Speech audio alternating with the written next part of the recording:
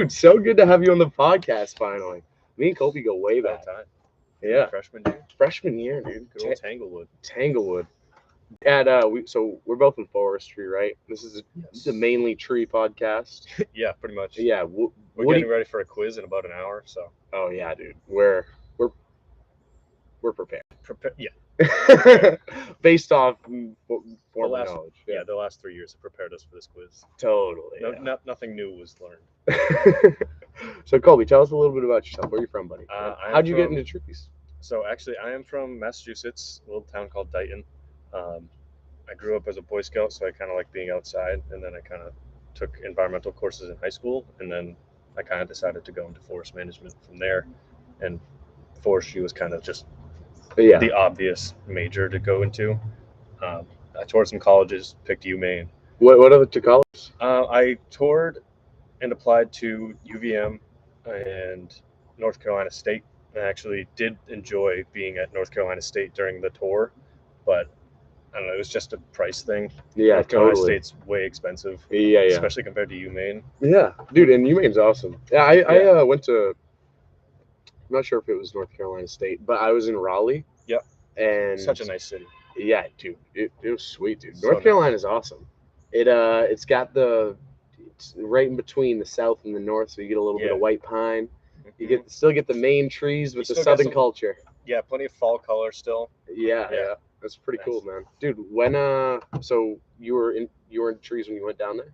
Went to tour college? So you've been into trees in high school, and when you were a Boy Scout, you kind of took less so when I was a Boy Scout. That was just kind of exposing me to being outside a lot. I really started learning about trees in high school when I was in the environmental shop. Right. Dude, when was the first time you were like enchanted by nature? Enchanted. Like that? Yeah, you know what I mean? Like, it really took me to when I was in college to figure out, like, damn, I love learning about trees. I love learning about, there's so much we don't know, you know, and you feel so small. Like, when was that for you? When did you feel like, really, it's hard to put a pinpoint on it. It is, but besides myself. If I had to, I think I would attribute it to some of the classes that I've taken in college. I definitely don't think I had that experience when, or like love for learning about it. Yeah. When we started talking about, like, this is an unpopular opinion, but I loved Jay Wason's class. Me too. I loved that class. We were in that together, I did pretty right? Well. Yes. Yeah. I think at that point, it was still everyone. Mm-hmm. And then COVID hit and things kind of went awry. But I think it was that class where I really started to put it together. I was like, damn, these are a lot cooler than I thought. Yeah. And I thought they were already pretty damn cool. Yeah, totally. Well, so how it starts off with our curriculum, it basically you start off with learning all the trees in the forest, natural plants, natural trees. And the class we're actually taking right now in an hour is going to be like landscape. So, you know. So you start off first semester learning your trees. Second semester, you're learning how these woody plants actually work and how they build mass and break it down and how it works in the forest ecosystem. Yeah. How and it's really forest biology, focusing on plants and trees. Yes. Like there's a wormhole to every single thing when it comes to biology, but forest biology, damn, he really hit the nail on the head. I think that class was taught. It was tough, you know, but dude, learning that stuff is not easy. ATP, learning how light, dude, you're looking at light, that's food.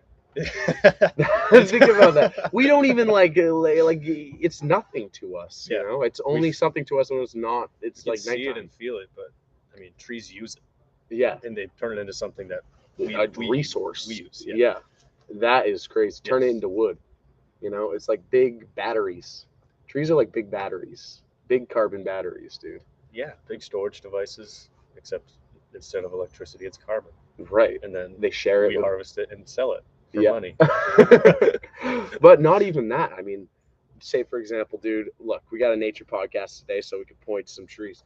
This bad aspen right here, this bad Larry, it's got a little offspring over here.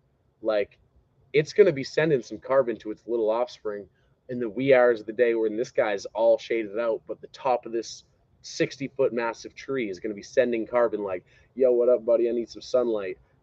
And yeah, you've got some nice trees around here, actually. Yeah, dude. Some nice oak. Looks like red oak. I love it. I think that's big tooth aspen, no? I think we got a lot of big tooth My eyes aspen. aren't great these days. Yeah. But it's pretty cool, dude. I like checking out the trees. It's I feel like a nerd, you know, and I'm like, Yes. oh, dude, that one's a nice one. That's you know. this is an wow. What a neat find. It's an aspen. Yeah. You could tell because of the way it is. Yeah. You know, It's just so the classic line. you know, you're from Mass, right? Yes. So you grew up. I didn't really grow up in like in the neighborhood in Massachusetts. There's trees that have been there, literally like legacy trees Yes. that have been there years and years and years, generations on generations, and they're just huge. Yeah, and that's going to go for a lot of places where like there's historical significance. I mean, trees are kind of connected in terms right. to history. So legacy trees end up being a big part of our culture, and there's a lot of them around here, but there's also a lot down in Mass. I mean, you go to like the places that are like come from like old money. Right. Their Yeah. properties Yeah. just have larger trees, and it increases the property value because they're Totally. so Yeah. old. You hate to see a fat tree on a property get cut down. Yeah, Even if it's dying like or the it's Campana elm. yeah. Oh Yeah, man. so Let's talk about that. yeah, so our school of like forest resources, the main building is Nutting Hall, but right next to Nutting Hall is I forget the name of the hall, but there was an elm tree out there for a number of years that was being hit by Dutch elm disease, which is a combination of a beetle and a fungus. I'm not going to explain the whole thing because I probably get stuff wrong. Yeah, I'll all leave it at good. that. Lyman's terms, basically, it in the '60s, Dutch elm disease wiped out what 85% of elms. It was a lot. A huge number of elms, Yes. and to say the least, Dutch elm disease is a huge threat to elms. Yep. They drought. Basically, it makes it suffer a lot. But elm is also really susceptible to other diseases such as elm yellows. Elm yellows. Yep. And what's the other one? Can't remember. But either way, hey, they die all the time. Yeah, you know, especially now. And so, if you ever heard of Nightmare on Elm Street or anything like that, basically all towns in, eastern At United least the States, eastern United States for right, sure. I don't know about have elm trees because they're just a perfect shade tree. I grew up on Elm Street. Oh, you did? Yes, in Massachusetts. That's pretty cool. I'm sure there's a number shit of ton them. of them. In my town, I lived on Elm Street. Exactly. So they're everywhere. They're a perfect shade tree. They don't have branches that are gonna like interrupt traffic or like look. They look great. They're a great looking tree, perfectly symmetrical. They look like a big mushroom. Is how I would describe them.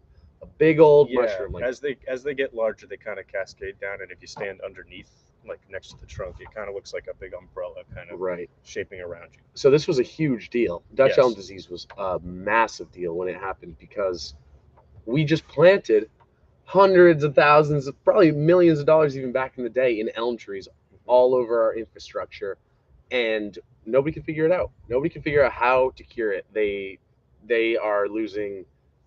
I bet Elm Street in Massachusetts, where you're from, does it have any elm trees on it anymore? Not at this point. I'm sure at one point it did. Oh, it did. Yeah. I'm sure there's some. It's a long road that goes through multiple towns. So okay, yeah. I don't know where the origins of Elm Street came from, but I'm sure there was elm trees nearby. Right.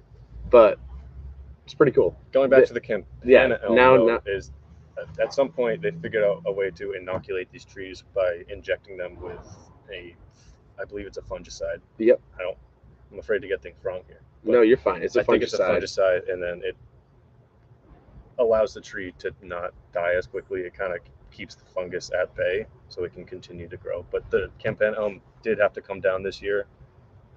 Just a couple of weeks ago, they cut it down because it was just getting too big. Yeah, it was rotting in the middle, and they were already like bracing it to keep the They had cords holding. Splitting.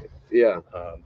But that was a huge tree. They eventually just determined that it was too much of a threat, so they cut it down, which is tragic. But I guess I was told they took some cuttings of it and they're going to try to propagate it. Oh, that's cool. Yeah. So the same individual, hopefully, if the propagation goes well, will continue to live. It just won't be that exact tree for at least some time. Dude, speaking of that, like the same individual will live, but it won't be that tree. So a cool thing that I always love to think about is like aspen. What we were just talking like about. That massive aspen that's just got like mad shoots. That's like the biggest organism. Exactly. In the world or something. Exactly. So my I question forget, is, it's called. It has a name, but I don't. it's called it's like something Pago or something like that. It's Oh, it's that sounds supposed familiar. to be named after Pangea, Okay. Pango, or something like that. Anyways, check it out. Largest organism in the world. But my question is, I think maybe you might have some insight on this. Look, if there's a aspen tree right here, but there's shoots, which means that its roots will come to the surface and create other trees to stabilize that tree.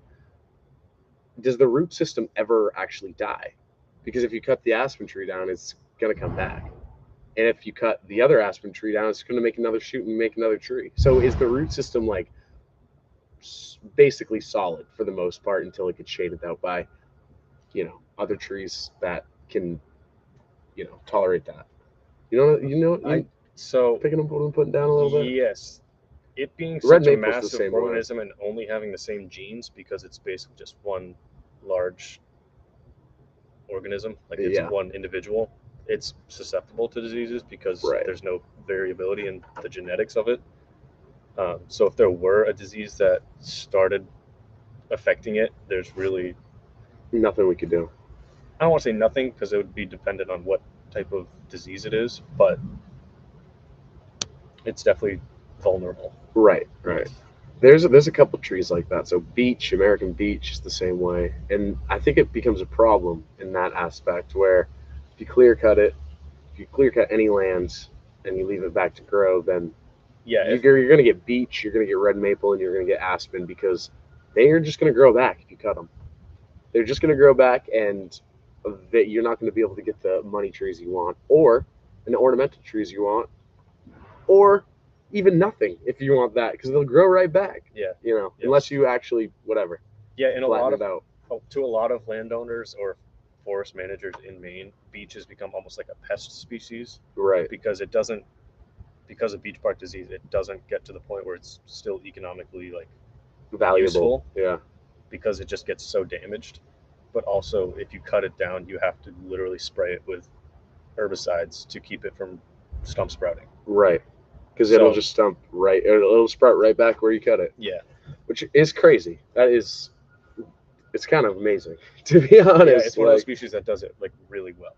Right, and there's a lot of wildlife value to beech too. I mean, they have beech nuts. Yes. Yep. So these diseases, there's also beech leaf disease, which is new, but that's a new one. Yeah. We don't know anything about it. But we're still learning about it. It's everywhere down where I live in Mass. Really? Yeah, we have some big beech trees that like aren't that diseased in terms of like beech bark for whatever reason. Yeah. But beech leaf disease is really getting into them. Really? Yes. It's a bummer, man. Dude, I think, look, that's how I've been thinking, like, look, pandemic, Schmovid, that happened. Schmovid happened. But what is going to really kill us is other parasites and fungal pathogens, this, that, the other thing. That could wipe out our home, literally, what if white pine went down the chute today? Like, there was a huge, let's call it white pine epidemic. Pandemic would be, I guess, everywhere. Maybe epidemic is the better term. If white it's just pine in Maine? No, everywhere. Everywhere? Fuck it.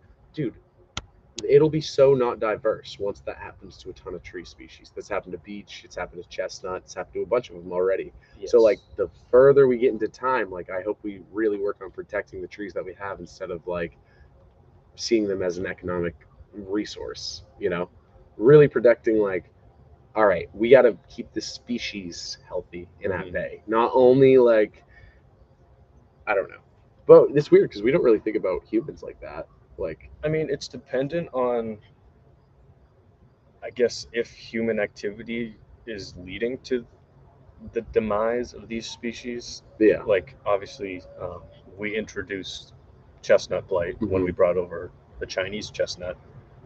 So, like, that's as a result of human activity, as are some other diseases. And then there's climate change that's making things worse. Stressing trees out. I mean, drought's a big issue, especially over the past few years. It seems like every summer we've had drought conditions at some point or another. I don't know about up here because I'm down in No, Nashville. yeah, summers, here it's but really bad. But a lot of people are saying it's Poland Spring because they're pumping all the water out. So there's no you do the flow. Really? The flow in the rivers is like nothing in the fall because the drought conditions and the amount of groundwater that's being pumped out of the water, the amount of groundwater that's being pumped out of the ground is like millions of gallons a day. Is Poland Springs actually still like sourced from like a natural like spring? Like Yeah, natural it river? actually right next to my house. That's where like in Freiburg, they're building a plant up here. Right next to Sugarloaf is the one too. But the bottling plant's about an hour away from my house, and they pump some water. And it's sad too because it's the best water in the world. I was gonna say Poland Springs is S tier. Yeah, like that's what Mainers and rich Hollywood people drink. Yeah. No, I never understood like the glacier water. You want to pay like $5? Glacial minerals. But it's really just for like the bottle. But I don't know. It's just whatever leached out of the plastic. That's what the glacier flavor is. True. Dude, do you hear about speaking of water, you hear about Lake Mead in California? No, what's going on? So Hoover Dam. Is it drying? Oh, duh. Dude, yeah. Dude. Catastrophe to say the least. So yeah, they got Hoover Dam, biggest dam, powers literally the electrical grid in LA, I think, and I think it's a water source too. I'm not quite sure about that part, but I know that they're worried about blackouts and they're worried about water. They're literally worried about water in California because of almond farms. There's so much that's using shit ton of water. Farms? Yeah, they use so much water. Yeah, it's. But what was I saying? Lake Mead, right? Hoover Dam. Yes. So they are experiencing crazy drought conditions this year, more than ever. Like millions of gallons are evaporating out of Lake Mead every day. And Lake Mead is just a reservoir that they built. Dam went way back, and Hoover Dam was built in the 50s, I do believe. Anyways, so it's evaporating. It's lowering every single day, and they're finding bodies in Lake Mead, and jewelry, I did hear about and cars. Yes. It's like, I believe it. That is crazy, dude. And solving like murders from like 30 years ago. Yeah, it's crazy, dude. Damn. Imagine pulling up on that. It's like it's probably, if you think about it, it's probably a park. You know, a reservoir usually gets turned into a park in some way or another. I know that happens in Mass a lot too. Yeah, I mean, I'm not the only one I can really speak to is the one that's closest to me, and that's like heavily polluted. It's not really used for drinking water. No, we have our own like town. No, but a park. No, there's no hiking trails around it. Nothing. Not really. It's kind of just there. They built a dam, built a levee. Yeah.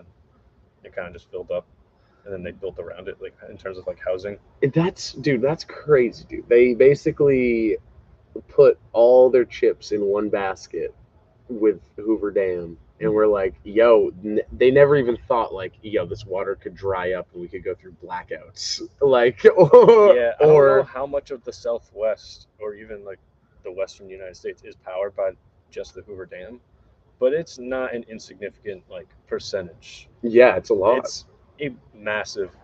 And drinking water. And you got to think about drinking water in places like Arizona, Texas, Mexico. Places that only have so many sources of water. Exactly. Yeah. I don't understand too how water stays so cheap. You know, water's like. They say it won't for long. Yeah, I don't really understand. Being told about water wars for water wars. Oh 10 yeah, years now. That's gonna happen, dude. But it's not gonna be here. I think it's gonna disproportionately affect certain people. Right, Canada and America are in good position for that, but places like certain places in America might not be. It's probably not gonna be, or Egypt too. Like that's all those, dude. Thinking about that big old ship that got the Evergreen there in the Suez Canal. Oh, the one that got stuck. Yeah. Dude, somebody got fired, yo. Someone got fired quickly. Dude, what do you do if you get fired on a ship? You're just like, we leave you at the next stop. Yeah, they walk the plank. Get out of here. That's funny, dude. Go rot in the Sahara. Dude, that thing was huge. It's crazy. It's unfathomable how big boats are. Yeah. Like I'm not. Those cargo ships. Yeah. Yes. It really is. People live on them. Insane amount of material products, whatever's on them, right, being moved all the time. Mm-hmm. I did a project on shipwrecking. I think freshman year, college, and shipwreck. It was like this Vice documentary. I'll leave a link in the description. But basically, it's the most unenvironmental. It's terrible for the environment.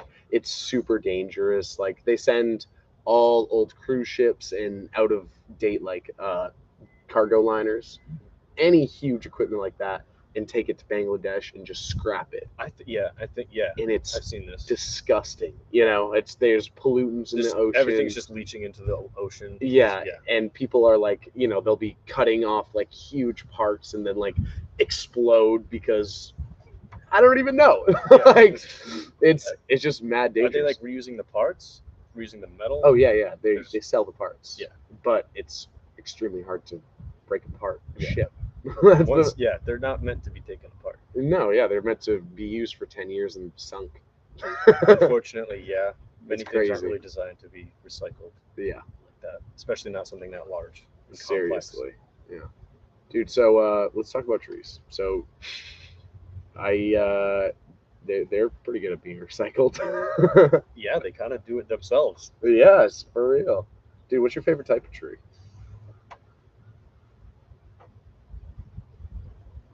I've got a soft spot for the American chestnut. Oh, me too. Yeah. I really want to see it come back.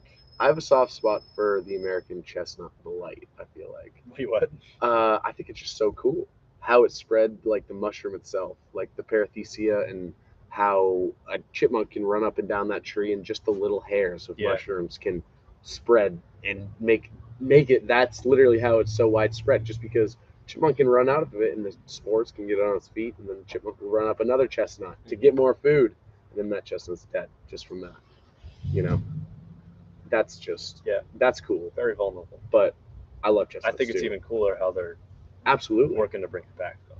Oh yeah, I'm not saying that I support the blight.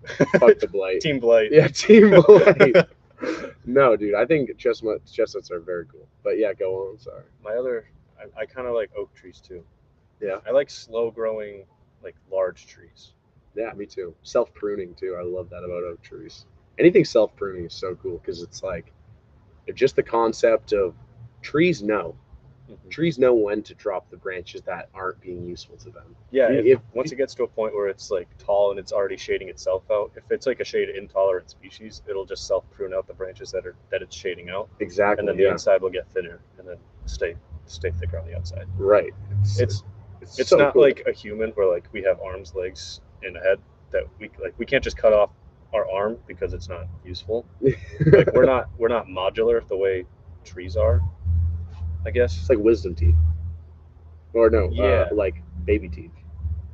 I'd say baby teeth because it's like the smaller branches that like you once needed, but now you don't anymore. But it's cool. Like if you ask the ordinary person, trust me, I have plenty of times. Do you think trees are thinking? Do you? I think they communicate. I don't know how they would think. They don't have a brain. No. Dude, but they know when to. I think it's more or less a biological machine.